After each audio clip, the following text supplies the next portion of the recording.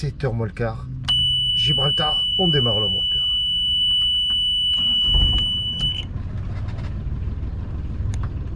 Comme toute journée qui doit bien commencer, à l'équipage on a dit bonjour, évidemment c'est naturel, mais il faut pas oublier le tabasco et on lui fait le petit bisou. Voilà.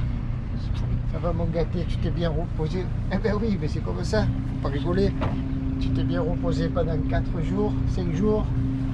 Donc là nous sommes le je sais pas quoi, mardi 14 juin, non je le sais, mardi 14 juin, à force de faire les fichiers par-ci par-là. Oh, il est beau la barre, bien cirée, bien brillante, là ça brille. Bye bye la linéa, bye bye Gibraltar. L'équipage s'active, la GV se hisse, il y a le rideau qui coince un peu encore, le soleil se lève.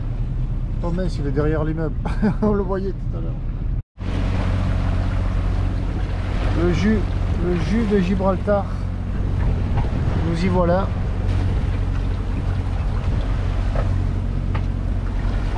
Alors il n'y a pas de vent, on a fait un peu de voile seul, voile et moteur jusqu'à maintenant. Là on a la GV, là on a du jus hein, avec nous. Je crois que j'ai bien compris les courants, les horaires de marée et tout team, parce que là on a fait les bons calculs, on est parti au bon timing.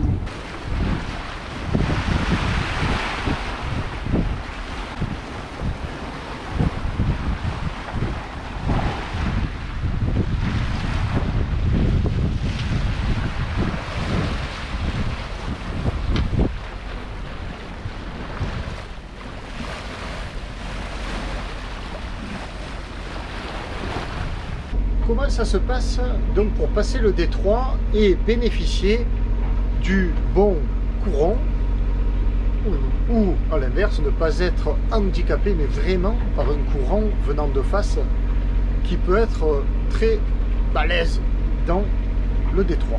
Comment fait-on? On relève donc sur une application, sur une source officielle.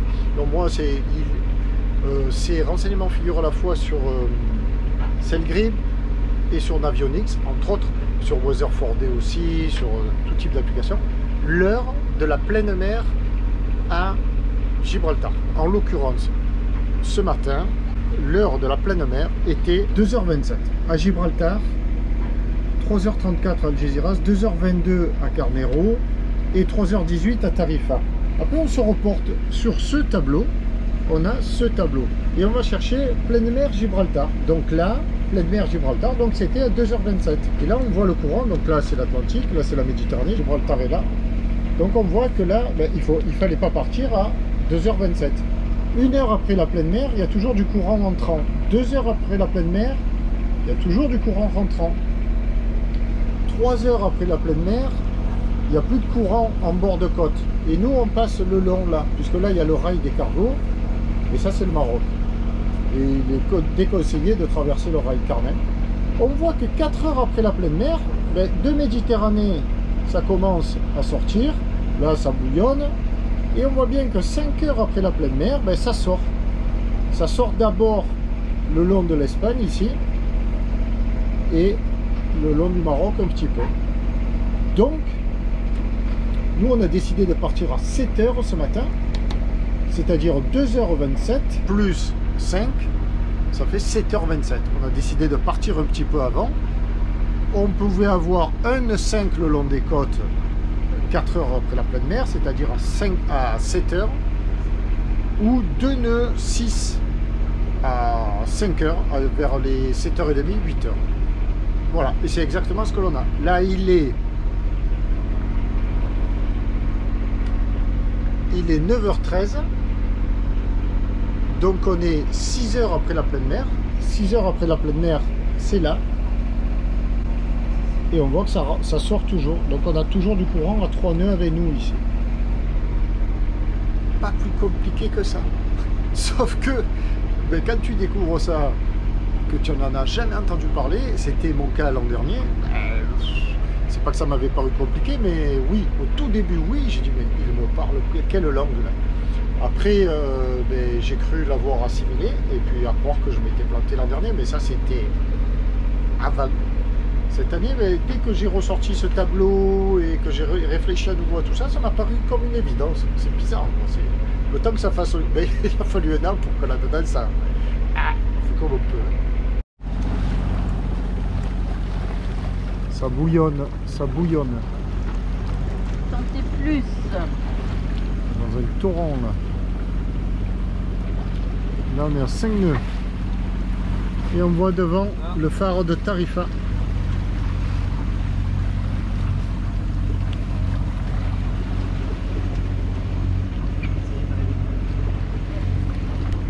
10h30, passage à Tarifa.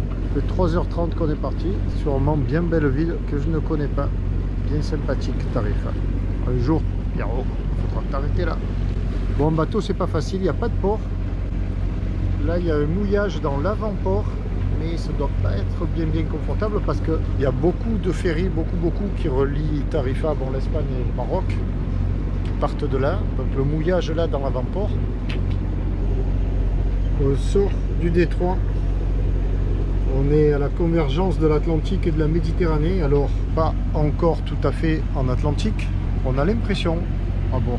Et là, le Maroc. Et là, j'ai envie de témoigner un petit peu, ouais, de mon émotion.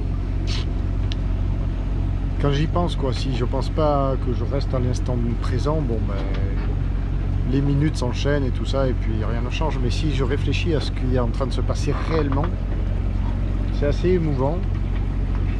À savoir que si je suis là, c'est parce que j'avais très envie de venir avec mon bateau, mon compagnon, mon Tabasco. C'est peut-être fou de dire ça, de penser ça, et pour certains d'entendre ça, mais venir gambader ici avec ce bateau là, c'est un projet qui me tient à cœur depuis des années, un rêve un petit peu, quoi. Et pensant à ça, je pense à tout le bonheur qui nous attend, quoi, vraiment. La Méditerranée, eh ben, non pas que j'avais fait le tour, loin s'en faut, on n'a jamais fait le tour de la Méditerranée, mais bon, c'est ma mer, c'est ma mer de cœur. Et j'en ai exploré quelques coins déjà depuis des années. Et là, j'avais envie de venir gambader ici. Et c'est tellement immense les possibilités. Et puis on espère autant une mer, une météo plus constante, surtout quoi qu'en Méditerranée. Bien que la eau soit au moteur, il n'y ait pas un pet d'air alors qu'on nous annonçait 10 nœuds de vent. Mais ça va venir une fois qu'on sera un peu à l'extérieur du détroit, un peu plus au large. Là, je voudrais avoir une pensée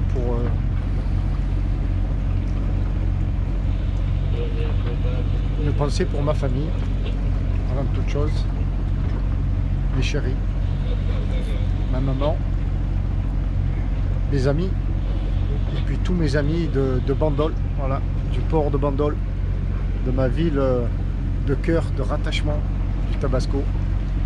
Remercier tous ces gens-là qui m'ont aidé, qui m'ont soutenu, qui ont encouragé mes rêves, mes projets.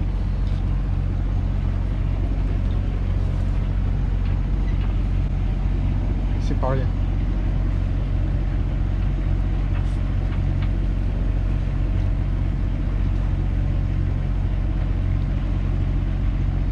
C'est pas rien de se retrouver là, quoi. C'est un bonheur. Mais c'est laisser beaucoup de choses derrière soi. Voilà. Pas définitivement, évidemment, mais bon. Alors bien sûr, comme tu l'auras compris, ben, c'est un voyage au long cours, enfin, sur plusieurs mois, sur plusieurs années, pour le Tabasco, qui lui n'est pas prêt de revenir à son port de Bandol. Ben, me concernant, évidemment, je vais revenir, je vais prendre des avions. Je me suis fixé comme ligne de ne pas rester plus de 5 à 6 mois maximum sans revenir chez moi, voir les miens, voir cette vie qui m'était tant agréable. Mais lui, le Tabasco est parti pour un petit bout de temps. Combien, je sais pas. Alors, c'est pas 10 ans, tout ça, c'est 2-3 ans. Voilà. On va se cantonner à l'Atlantique, ici, de l'autre côté, tranquillement, à mon rythme, et voir tout ce que j'ai envie de voir, découvrir tout ce que j'ai envie de découvrir et rencontrer tous les gens que j'ai envie de rencontrer. Merci. Merci.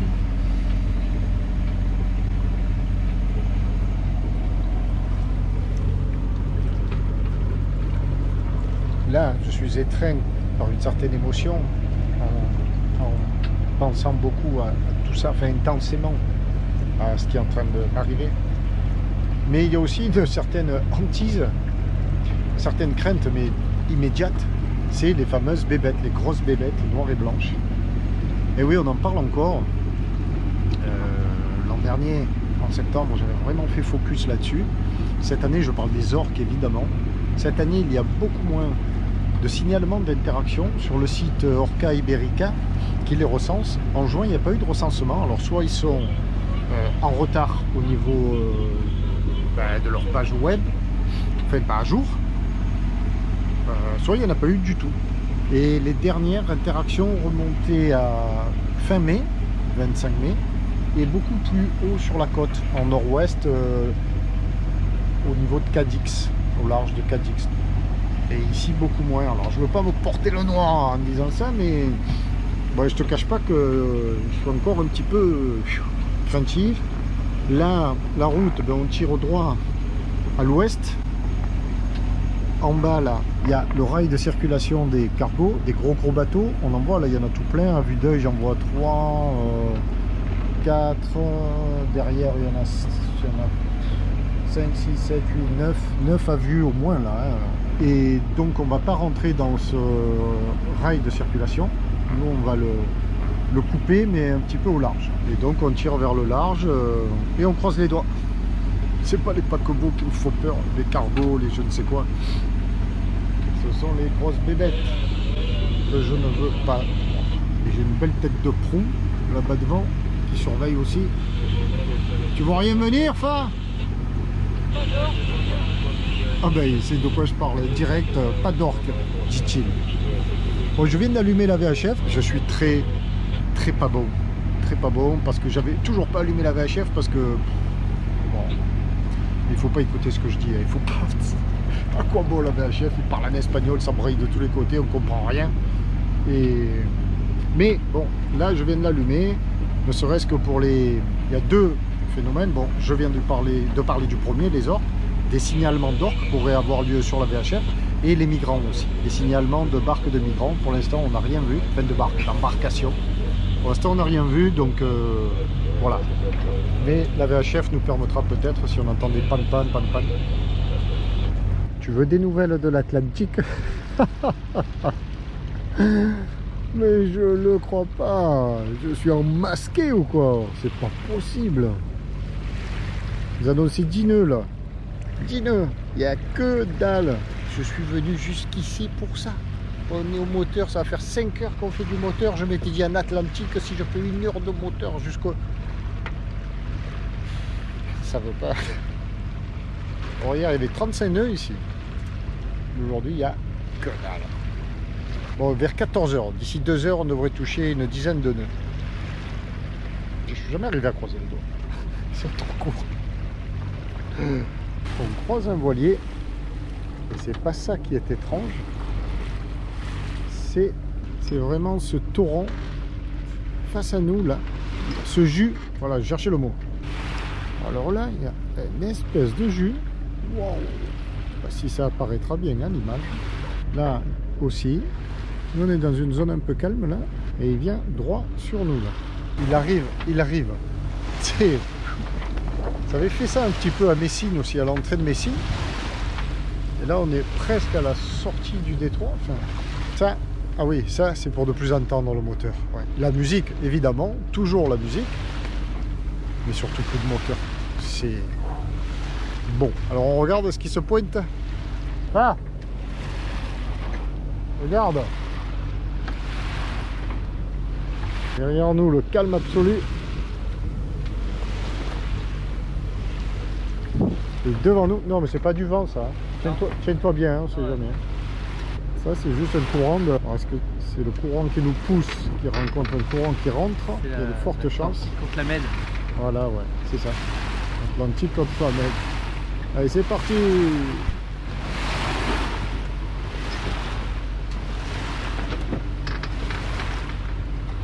C'est juste une langue comme ça, parce que derrière, à 500 mètres, il n'y a rien. Vraiment les deux, je pense que...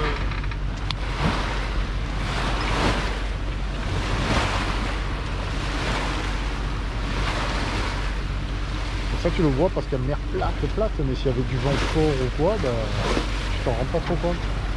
Oh, c'est chouette n'empêche.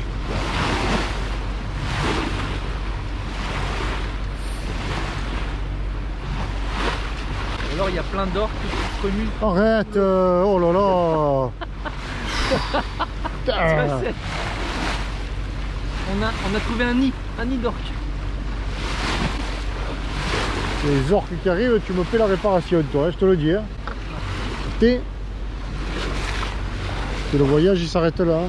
Attends, je t'ai fabriqué un bouchon hier. Ouais, bah là c'est pas un bouchon qu'il faut avec les orques, hein, je te le dis. Hein. Pas de mystère. On est à Sine 7, Sine 8, Sine 5, Sine 7. On va baisser un peu le régime moteur. Excellent ça. 2 nœuds 8 devant. Mais non.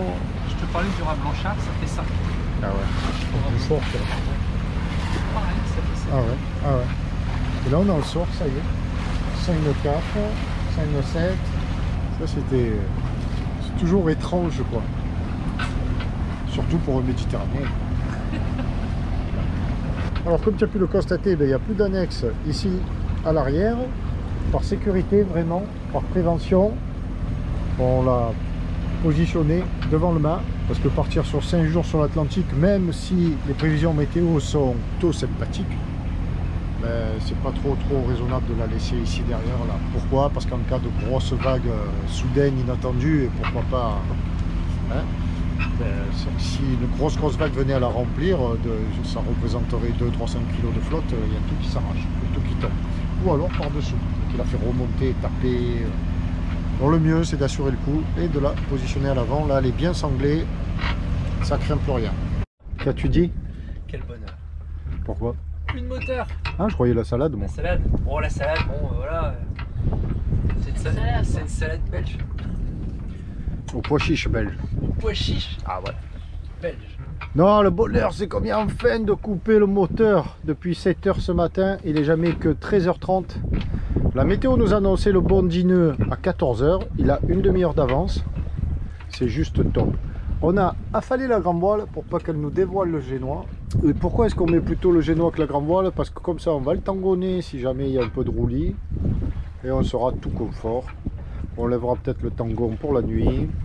Et là c'est parti à la voile si ça pouvait durer comme ça. 4 nœuds, ça va pas vite mais hein, c'est mieux comme ça, non? C'est confort quand même. Oh là là. En fait, on a dit la grande voile, des voiles, le génois, pas des ventes. C'est la grand voile des ventes, pas des voiles. Enfin, tu auras compris. C'est tout? Ah, je pense que c'est bien. Allez, bonne app. Allez, voilà. Il est 17 h, le bilan de 17 h. Et on va faire le goûter. On va faire le goûter. 2, ouais, c'est tranquille. Hein. C'est peinard de chez peinard. Alors là, on rentre dans le rail. Mais il n'y a pas beaucoup de vent. On sent du vent, mais on n'avance pas. On est à 2 nœuds, 2 nœuds 3, 1 nœud 9. Bon. Mais c'est pas plus grave que ça. La mer jusque-là a été mais d'un confort. Enfin, on se régale, on tchatche, on avance tout doucement. Là, la mer est en train de se former gentiment, mais rien de bien méchant. On va voir ce que ça donne. On attend un peu plus de vent. Bon, c'était prévu. Là, on a traversé un courant à 15 nœuds de vent, mais on n'en a jamais eu plus de 12. Derrière, il y a un creux, plus de vent. Et ça devrait reprendre vers 18-19 heures à 15 nœuds. 10, 12, 15 nœuds. On va voir. De toute manière, on n'est pas pressé. 2, on a le temps. On a tout ce qu'il faut à boire et à manger. La vie est belle. Chaleur, bon, limite. Hein, on est limite sweet, pas sweet. Bon, on a gardé le bimini, ça c'est pour la nuit, au moins ici il doit y avoir un peu d'humidité. Bon, s'il y a de l'air, il n'y aura pas d'humidité. On verra bien. La route depuis ce matin, donc départ d'ici, à Linea de la Concepción ou Gibraltar. Et puis voilà notre route, tout ça, on a été bien porté. Là, alors, ces traits que vous voyez là en rose, c'est des couloirs de navigation de circulation pour les bateaux. Donc le sortant au-dessus, le rentrant au-dessous et les zones de restriction. Nous, théoriquement, on doit se tenir en dessus ou en dessous. On ne doit pas le traverser. C'est bien sûr pour les bateaux à très fort tonnage. Là, il y a une rupture de couloir pour nous permettre de franchir. Et nous, bien sûr, qu'est-ce qu'on fait? Bim, on franchit le second mini couloir qu'il y a ici, en plein dedans. Alors, on est à 13 000 de la côte marocaine, ici. Alors, on vient de te positionner là, voilà. Un petit peu plus de la côte portugaise, espagnole, pardon, ici. Donc, on est dans une des zones les plus fréquentées au monde, en termes de navigation professionnelle, quoi, industrielle ou autre. Et voyons voir ce que ça donne. Alors oui, la vitesse. Alors les chiffres, ben, on a fait 41 000 à 3,8 de moyenne, une moyenne du tonnerre. On marche à 1,4. Il y a 7 nœuds devant, 7, 8 nœuds. On n'avance pas, je ne sais pas comment ça se fait. Mais on s'en fout. On a de l'air, ça avance, il y a une toute petite houle. Alors revenons à nos moutons. Ce fameux rail de circulation là pour les bateaux à très fort tonnage, dans une des zones le plus fréquentées au monde, le détroit de Gibraltar. Et bien voilà, là on a un gros qui nous passe derrière, parce que lui nous a vu depuis un moment.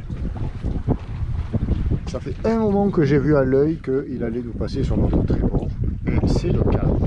Derrière lui, à l'œil, ben, on n'en voit aucun.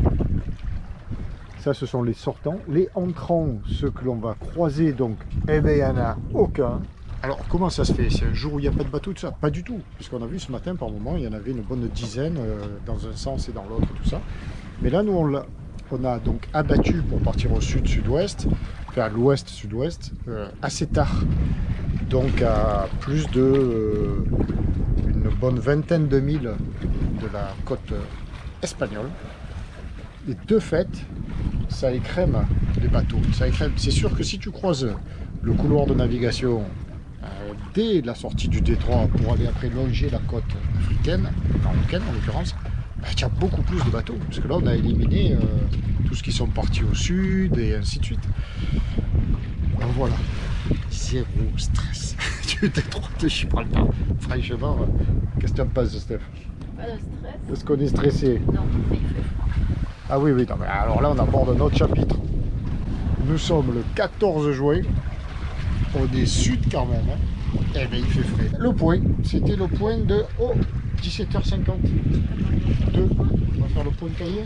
Point cahier. Allez, point cahier. C'est parti. Alors, la distance, 42 000 depuis ce matin. 10h54 de nav. La vitesse instantanée fabuleuse de 1,6. La moyenne. 3,8, accrochez-vous. Le pire, c'est qu'on a des sensations de glisse. On dirait que ça glisse, qu'on avance. Alors, juste pour te montrer le rail, c'est fabuleux. Fabuleux. Là, donc, à tribord, on a les bateaux. Alors, on en a un bleu là-bas au fond, derrière, et deux là. Et nous sommes pile poil au milieu du rail. Parce que là, sur le bâbord, on a ceux qui remontent. En fait, ils vont vers la Méditerranée. Là, il y en a en enfilade. 1, 2, 3, 4 sous le génois. Génois que l'on remarquera tangonné. Voilà, on vient de le faire. Là, on est dans la zone de restriction de navigation. La zone de séparation, quoi. Pour eux, hein, mais pas pour nous. Alors nous, on marche à fond les ballons entre 1 et 2 nœuds pour 7 nœuds devant ou 180 pile poil. Voilà pourquoi on est génois tangonné. Ça y est, on est parti. Alors, on s'est mis à toucher un vent à 80 degrés. Donc, eh bien, on a changé de config. Voilà. On a rentré le tangon, enfin, enlevé le tangon, renvoyé de la GV, déroulé du génois, enfin fait ce qu'il fallait. Et là, on marche à 5 nœuds 4. Ouais.